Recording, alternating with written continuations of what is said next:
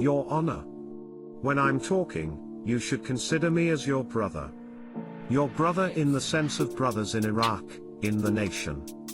I care about a death sentence even less than about an Iraqi's shoe. I'm not afraid of being executed. You know me better than all the people of the world. No one needed to talk about my record from 1959 to this day. I know that you are being pressured. I have served you for 30 years. This is a criminal case.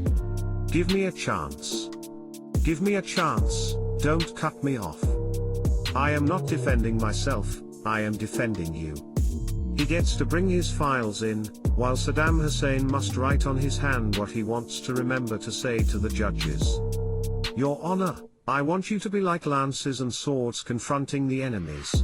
Even if you don't pray, according to Iraq's constitution, whether the constitution signed by Saddam Hussein, or the fabricated constitution which was dictated to the Iraqis by the American advisor, Islam is the religion of the state. Twice I brought to your attention that it was prayer time. But it was ignored. The witnesses talked about rooms without windows. I'm not saying this to embarrass you or anyone else.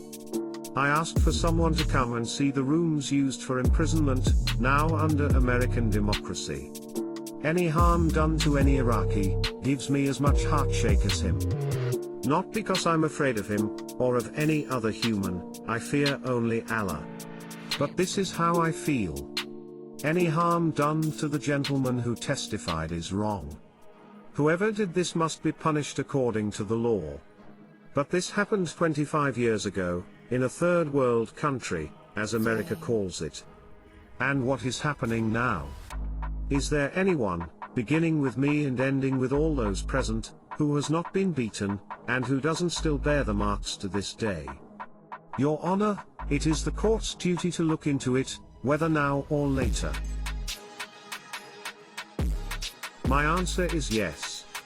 I was beaten all over my body and I bear the marks to this day. We were beaten by the Americans, we were tortured, each and every one of us. When that man gets up, he has to lean on the wall so he doesn't fall. He received rifle blows to the neck, until they crippled him. That one was crippled. Barzan was crippled. I'm not a lawyer. You know me?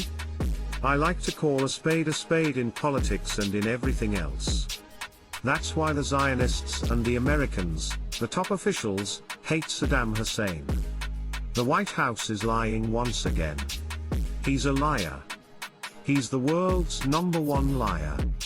He said that there were chemical weapons in Iraq, and that Iraq is connected to terrorism. Later he declared, we didn't find any of this in Iraq. The White House also declared that what Saddam Hussein said is not true. I showed my injuries to the American medical committees. This is defamation from your president. It means that the Iraqis accepted a man who is a liar.